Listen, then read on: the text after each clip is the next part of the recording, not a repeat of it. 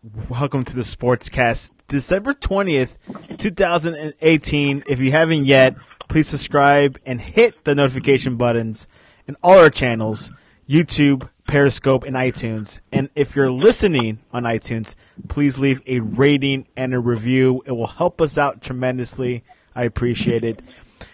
The National Signing Day was an amazing day for a lot of teams, but one team that won it all. And they definitely were, up there as number one in the rankings. No one could actually touch them because they were that good. And to join us to talk to us a little bit about what happened yesterday is Justin Riley. Welcome to the Sportscast. Great to be here, especially after a completely amazing early signing day for the Alabama Crimson Tide.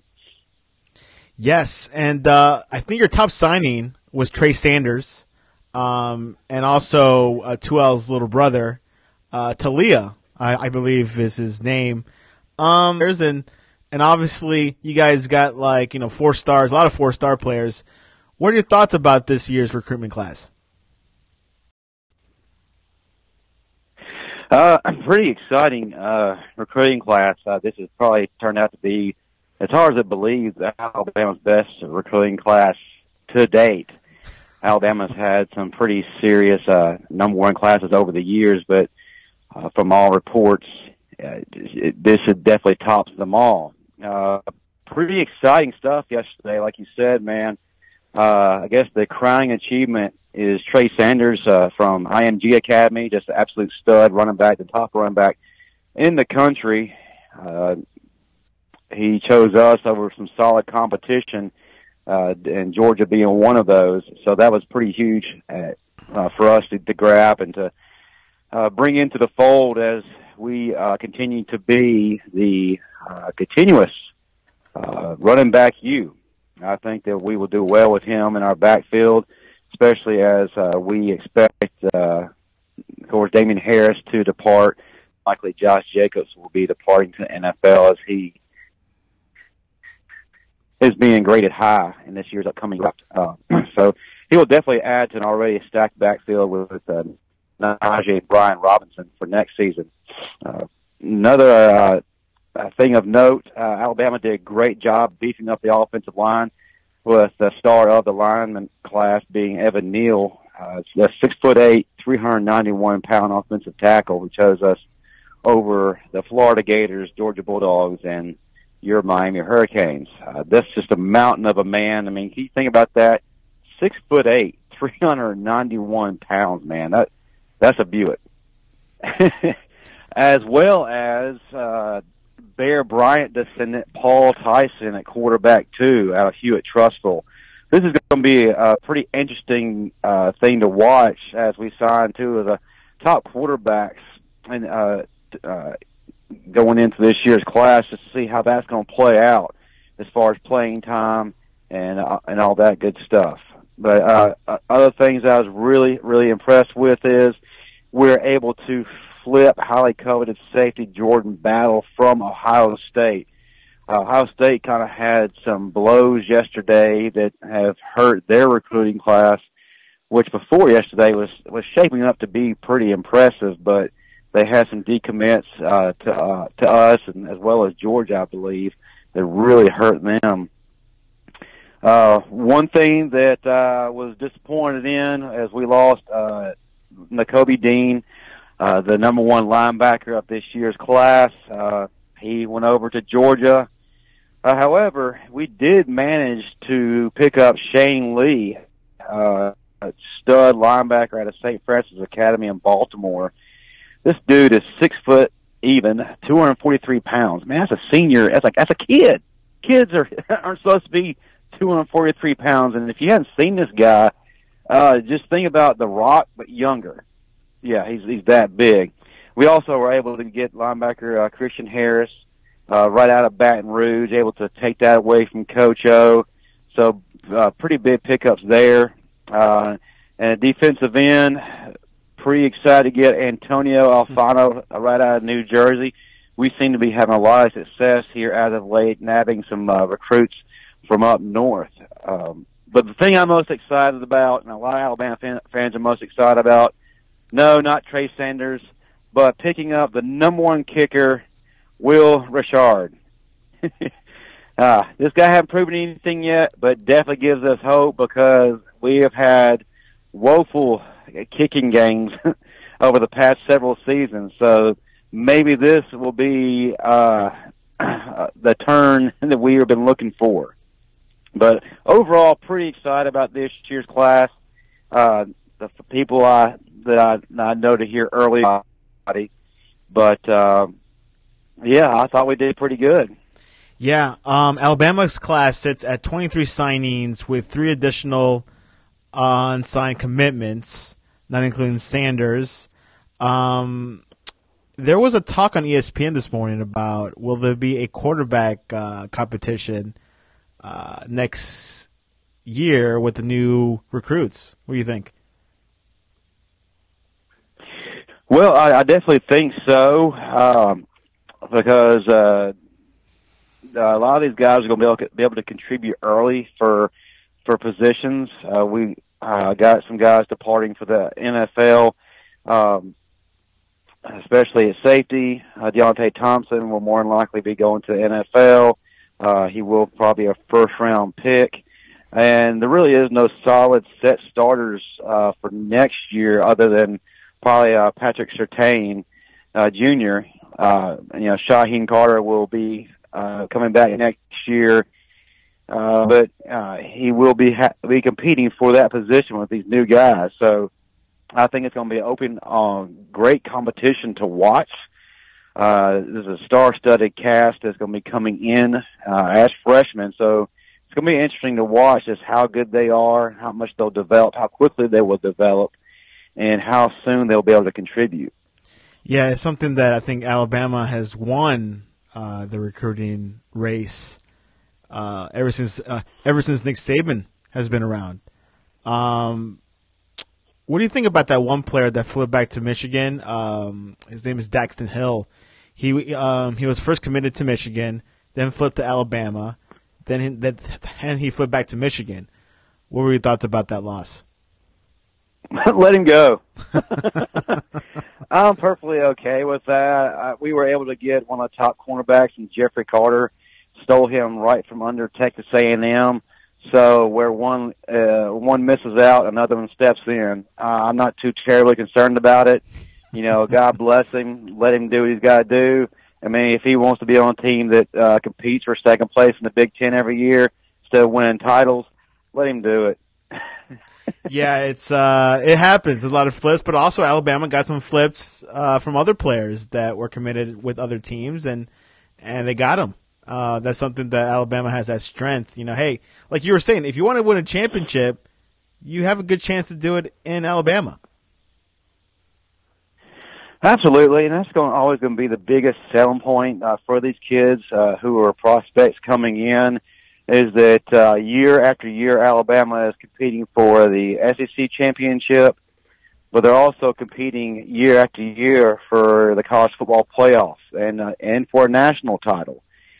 If they haven't been in the national title game, then they have been in the mix for majority of the season. So there's a strong possibility that these kids will be able to come in and get that opportunity that not many people can offer to them. So, yeah, that's always going to be a big selling point for as long as Nick Saban is able to keep this train going. Georgia, which is in your conference, is ranked number 2. They got a good player, Nolan Smith, which they say he's the best recruit. Do you think Georgia has improved their recruiting game in these past couple of years?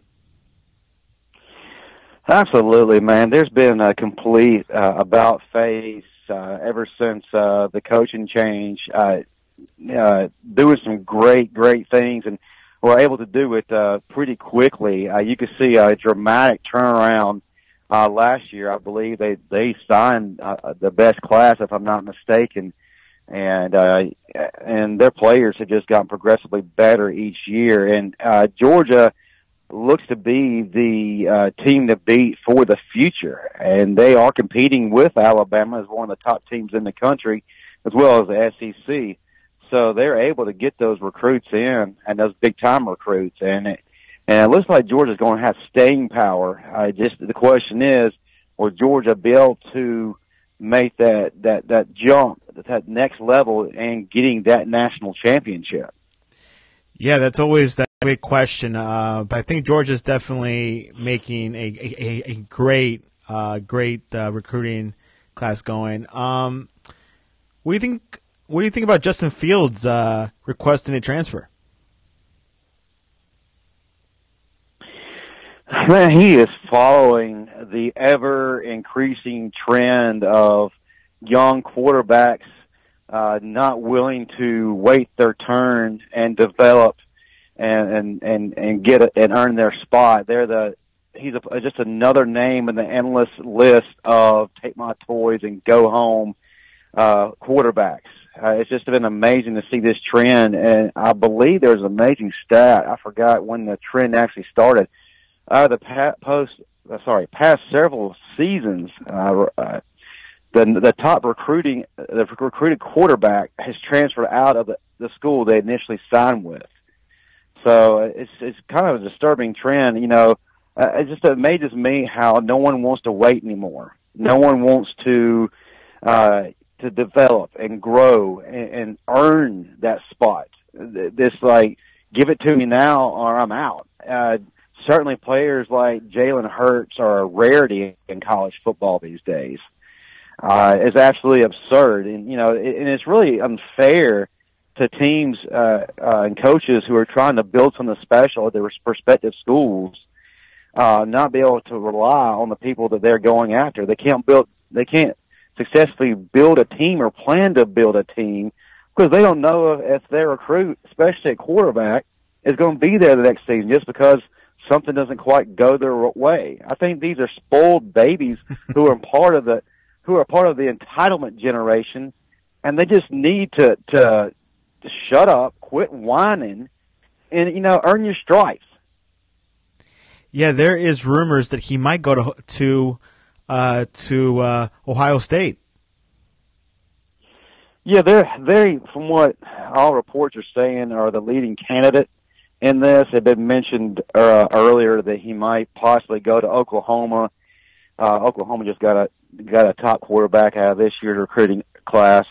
But, you know, with the departure of Kyler Murray, Justin Fields there would probably be the obvious starter if he were to go. But reports are showing a strong leaning towards Ohio State.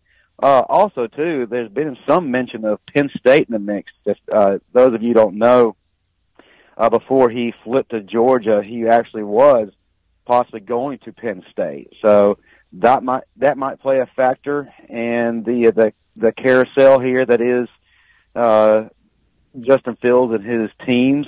So it'd be something interesting worth watching. Yeah, let's see what happens, and also, you know, keep an eye on Hurts. You know, will he transfer? I think all signs point to that. He has a year of eligibility, and I mean, we'll see where he goes. Absolutely.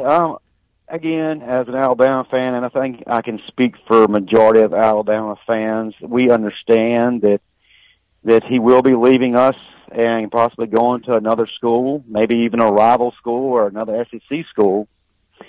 But he is going to put himself in the best position to be successful. And we are not going to be bitter as a fan base towards him. And we love him and appreciate him.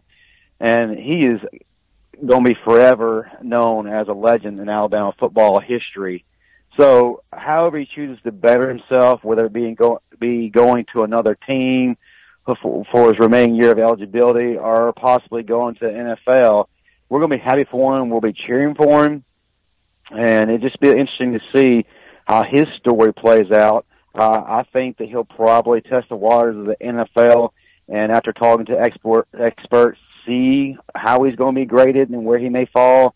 And then I think he'll make his decision based on that, as to either going pro or using his remaining year of eligibility. But it's just going to be interesting to see what he does and we could be more proud of the guy. And he's definitely a story that all of these up-and-coming kids need to watch and pay special attention to. Yeah, so you're saying there is a possibility he could enter the NFL draft? I think so. I think that he is going to talk to experts, and he's going to kind of get a feel of what coaches and GMs are thinking about him and how he grade out, not only at quarterback, but possibly other positions as well. And I think it's a possibility that he may opt for the NFL. I don't think it might be as strong as him transferring to another school to refine himself, but I think it's a possibility. Yeah, you're right, because, I mean, if he goes to a new school, he has to adjust to the system, the program. But, I mean, he's been playing good ball this season. I mean, he's come up big against Georgia. I mean, I don't see why not. Well, it's been amazing to watch his development over the course of this season. Quarterbacks coach Dan Enos, who has been promoted to offensive coordinator after the departure of Mike Loxley, has really spent some time developing him, taking his weaknesses and turning them into strengths. Jalen has become a much better passer. He has been a much better decision maker. In the past, he was one who would not have his primary target open and would just take off, and he wouldn't look at his other options. Now he's making all of his reads. He's scanning the field, and he's making good decisions. And it looks like his ball placement is much, much better. I think that his throwing is much, much better. And I think he, of course, is a great leader, and I think that's improved as well. Can he get better? Absolutely. But he has made tremendous strides this season over last season. So I think he has tremendous upside, and I think that has really improved his case for a possible NFL jump. Yeah, I mean, he has name recognition, he has experience. You know, he started all last season. He played most of the second halves this season, so there's a possibility. I mean, why go through another transfer, enter the NFL draft? Will it be a first round? Maybe towards the end of the first round, maybe not, maybe second, third round for sure. But he does have some value. But we'll see what happens in the next game or two. Will he get playing time? Will 2L be healthy? Will he play a second half? We just got to see. Yeah, absolutely. Now, I think that he will get playing time. I think that he is going to be thrown into the mix, and I think some offensive packages are going to be put into place to use him, because he certainly is very valuable. Of course, we as Alabama fans have known that, with his 2 seasons as a starter, but also this season when he came in and was the savior of the SEC championship.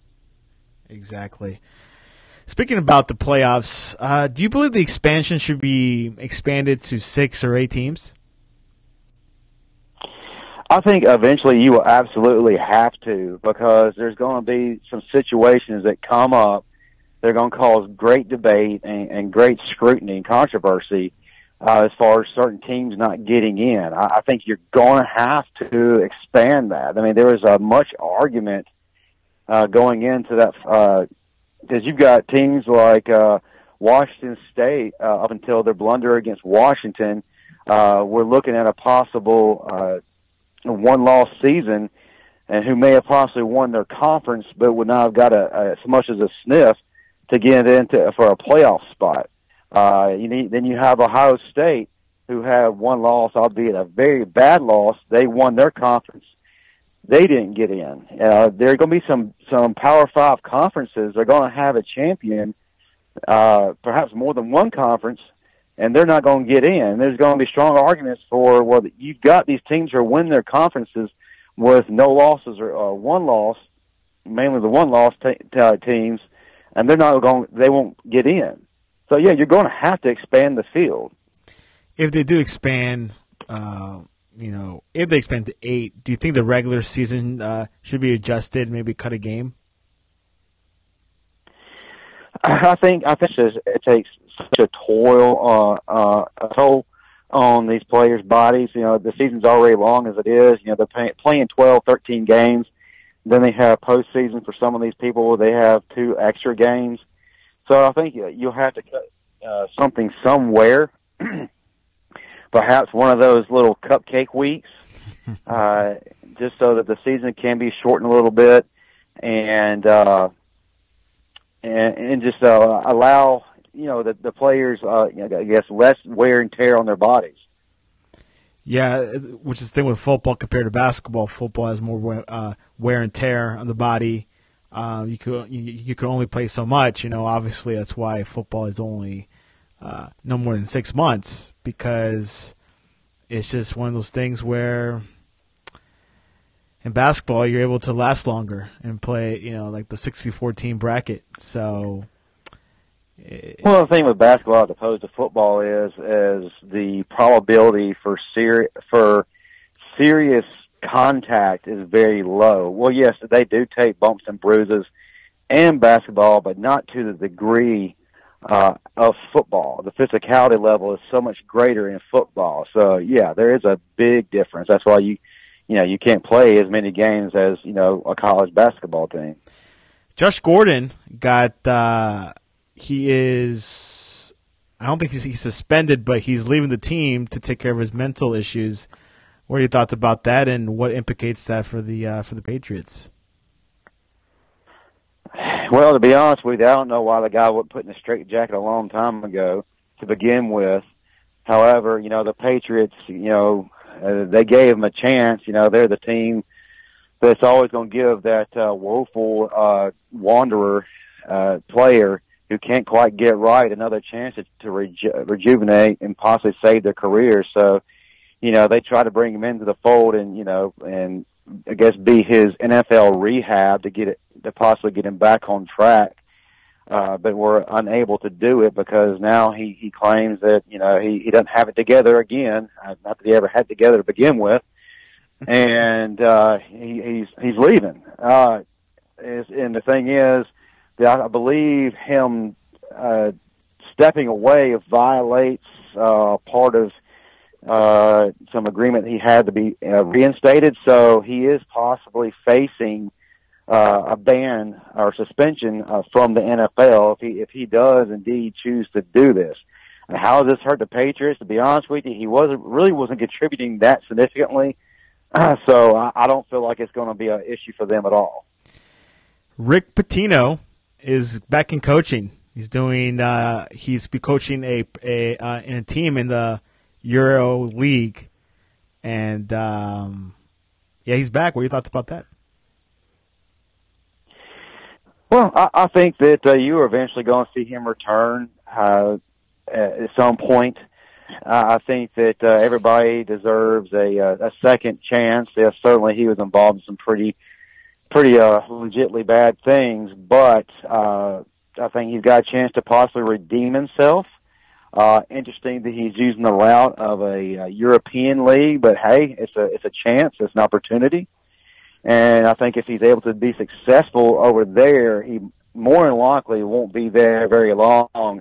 And I'm sure a top-tier college team is going to be calling him again and try to give him that window of grace to return to the collegiate ranks. He's obviously one of the best coaches of all time. I think that his involvement with the scandal here that got him ousted from Louisville is going to be an asterisk on his record or on his resume. However, if you're able to put that aside, he is one of the best coaches of all time. He's been successful at any school he's been at. He's won national titles at more than one school. Wasn't very successful at the NBA, but he's just one of those coaches who was great in college and just not able to transition to the pro game. But that doesn't really count against him. But I think he, because of what he's accomplished, should be given another chance. And if he screws up again, away with him. But it's going to be an interesting story to watch. And like I said, if he's able to have some success over there, and and teams here feel confident that he has mended his himself, then he'll be given a chance pretty quickly, and we'll be allowed to come back here. I do believe in second chances. He's a good coach, phenomenal coach. We'll see what happens with Rick Pitino. Anyways, we're coming towards the end of the show. Are you ready for game predictions? I am. Let's go for the famous Idaho Potato Bowl, Western Michigan versus BYU. Man, that's one of the greatest bowl games out there. I don't care what you say, man. The Potato Bowl. That's pretty cool, isn't it? And they get to play on the blue field. Exactly. I mean, that blue field's pretty legitly awesome, man. I love it. What does the winner get? Like a sack of potatoes or like, I don't know what. Anyway, I got to go with BYU in this one. I think they're a stronger team than Western Michigan. Houston versus Army. One of the prides of the for the Armed Forces Bowl. Houston versus Army. The Armed Forces Bowl with Army. Imagine them going there to the Armed Forces Bowl. What are the chances? What are the odds? Army has had yeah, I know, right? No one ever dreamed that. Army, man, what a pretty phenomenal season they've had, especially when, from a historic standpoint, they've never really been known to boast that much of a good record, to say the least. But I believe they've only lost 2 games this year. They came close to beating Oklahoma. Really, really, really great thing to watch the Army squad do. I think this game has lost a little bit of luster because of Houston's highly coveted defensive player opting out of the bowl game to prepare for the NFL, so it loses a little bit of watchability. But it's still going to be an interesting team, interesting game. Who have 2 teams that are pretty good to watch. Doesn't really have a whole lot of notoriety in it, but it's going to be interesting. I think Army will continue their success and continue to set even more records for their university and win this one. Let's go to the NFL. The Ravens at the Chargers. Man, I tell you what, the Chargers are definitely one of the hottest teams in the NFL this year. That up until maybe a few weeks ago, nobody really has been paying that much of attention to, which is absolutely ridiculous. But they're playing some of their best ball right now, and so they're in prime position right now for going into the playoffs. However, I do believe that my Ravens, who are still trying to march towards that playoff, are going to win this game. I declare the upset. The Ravens win it. The Ravens win with Lamar Jackson. The Bengals at the Cleveland Browns. And the Browns have a shot to go with the the Browns, man. The Browns are going to do it, man. I believe the Browns will win this game, and they will somehow find themselves in the playoffs. That'd be awesome if they did. That'd be an incredible story to talk Wouldn't about. it? Oh, man, I'm ready to see it. Let's go with the Bills at the Patriots. My question is, how is New England's resolve right now? How is their psyche, man? Because they just can't quite get it together. 2 weeks in a row, they just have sputtered and floundered around. Are they going to be able to regain that poise and that moxie that they're known for? Or are they just going to continue to drown in this abyss of dismalness? This is definitely a winnable game for them. But my question is, are the Patriots going to be able to get it together? Yeah, I think that Cincinnati is going to give them a run, but I think somehow, despite how bad they're playing right now, the Patriots will win this game. Patriots win. Steelers at the Saints. Gotta go with the Saints, man. I think that this is the week the offense comes back and is able to do a little something against the Pittsburgh Steelers. And very well happen. The Chiefs at the Seattle Seahawks. Gotta go with the Seahawks, man. I don't really believe in the Chiefs right now, even though they've done some pretty amazing things this season, especially with Mahomes, who isn't quite as hot lately. Gotta go with the surging Seahawks, who are a very tough team, like Russell Wilson and company, man. I believe they get it done. It should be a quite entertaining game. And the random question of the week: if you could have only one kitchen appliance, what would it be? Can opener, man, because that can open as any kind of food source there is. Whereas if you had a fork and knife or something like that, you couldn't do anything with it. So it's a multi-purpose tool. You got to go with that. Wow. Anyways, thank you, Justin. I guess next week we'll be back for the bowl previews. I'm ready for it, man. I'm gonna have something special for you. Get ready. It is the biggest show of the year. Obviously, there's one after that to preview the championship, which I guess you're hoping Alabama will go through, which is a good possibility. But Justin, how can people talk to you about SEC if SEC did not have a good recruiting year? How can people reach you? 12-1 training. That's number 12, one spelled out, training at gmail.com. Find me on Facebook /12-1 training. You can also find me on Twitter and Instagram at 12-1 training. So please holler at me, especially within the next couple of weeks, man. Especially New Year's coming up, man. It's time to set those fitness goals in place, and I can help you do it. Let's go hit the iron. Please subscribe on YouTube, Periscope, Facebook, iTunes. Leave a review, comment, share. And we'll be back next week for the bowl series because it only gets better in college football. Justin Riley, I appreciate you coming on to the Sportscast. Glad to be here for another week, man. Looking forward to next week.